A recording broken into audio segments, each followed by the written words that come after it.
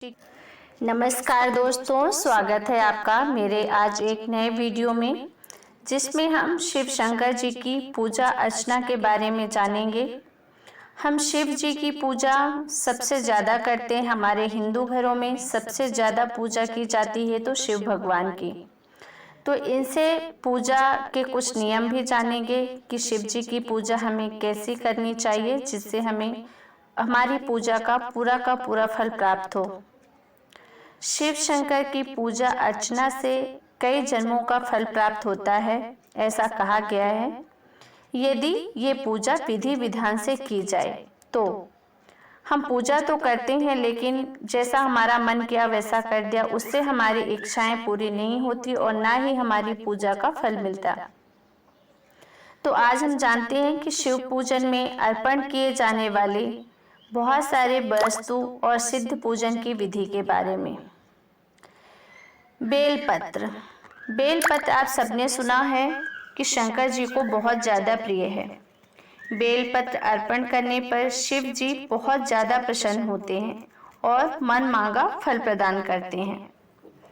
लेकिन प्राचीन शिव पुराण के अनुसार भगवान शिव पर अर्पित करने वाला बेलपत्र तोड़ने से पहले एक विशेष मंत्र का उच्चारण करना चाहिए।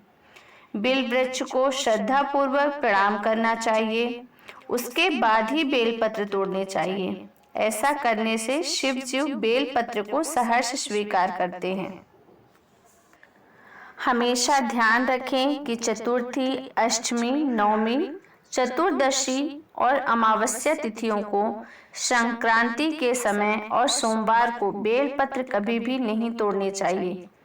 यदि पूजन करना है तो एक दिन पहले का रखा हुआ बेलपत्र भी आप चढ़ा सकते हैं। इसके अलावा बेलपत्र, धतूरा और पत्ते जैसे उगते हैं वैसे इन्हें भगवान पर चढ़ाना चाहिए। उत्पन्न होते समय इनका मुख ऊपर की ओर होता है, अतः चढ़ाते समय भी इनका मुख ऊपर की ओर ही रहना चाहिए। अब हम जानते हैं कि दूर्वा और तुलसी शिव जी को कैसे चढ़ाएं।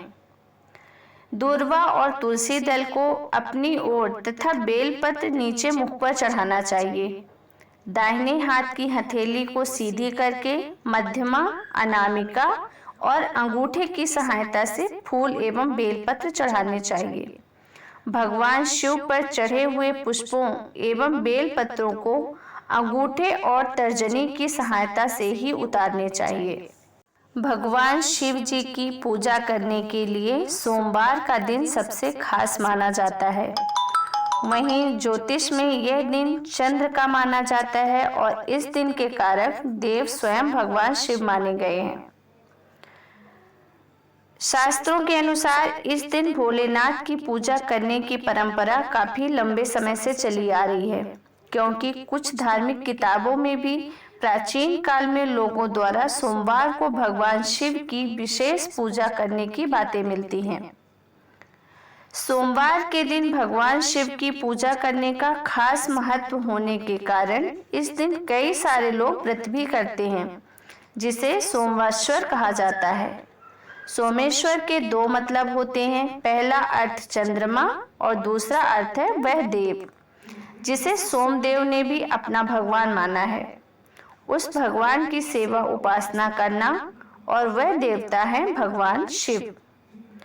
वहीं शिव पुराण के अनुसार प्रत्येक सोमवार को भगवान शिव शंकर की पूजा करने से सभी दुखों से छुटकारा मिलता है। वहीं ऐसी मान्यता भी है कि यदि किसी व्यक्ति पर भोलेनाथ प्रसन्न हो गए तो इससे उस व्यक्ति की कुंडली से सभी प्रकार के दोष भी दूर हो जाते हैं। इसके अलावा जो लोग आर्थिक तंगी से जूझ रहे हैं उन्हें भी इससे छुटकारा मिल जाता है। सोमवार के दिन भगवान शिव की पूजा करते समय हमें कुछ बातें अवश्य ध्यान में रखनी चाहिए। सोमवार के दिन सफेद चंदन से 11 बेलपत्र पर ओम नमः शिवाय लिखकर शिव जी को चढ़ाना चाहिए। सोमवार के दिन भगवान शिव के सामने घी का दीपक जलाएं और फिर 108 बार ओम नमः शिवाय का जाप करें।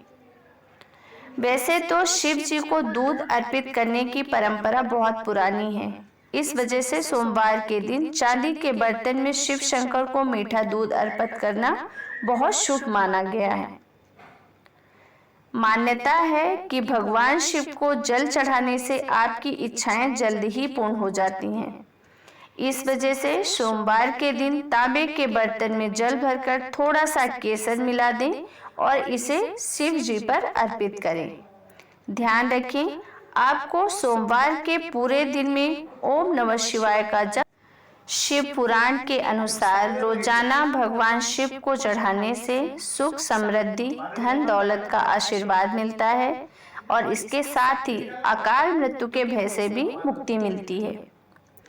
हिंदू धर्म में हर देवी देवता का कोई न कोई दिन समर्पित है। ऐसे ही सोमवार का दिन भगवान शिव जी को समर्पित है। सोमवार के दिन भोलेनाथ की पूजा करने से हर संकट से मुक्ति मिलती है और सुख संपदा की प्राप्ति भी होती है। लेकिन अगर रोजाना भगवान शिव को जल चढ़ाया जाए तो उसके बहुत से लाभ मिलते हैं। भगवान शिव को वार के हिसाब से जल चढ़ाने से भगवान शिव प्रसन्न होते हैं और उसका अलग अलग फल देते हैं। शास्त्रों के अनुसार भगवान जी को बेलपत्र, धतूरा, आग के फूल से लेकर विभिन्न तरह की चीजों से अभिषेक करना चाहिए। लेकिन कहा गया है कि अगर आपके पास कोई चीज नहीं है तो सिर्फ जल से ही अभिषेक कर दें। इससे भी बाबा बहुत जल्दी प्रसन्न हो जाते हैं।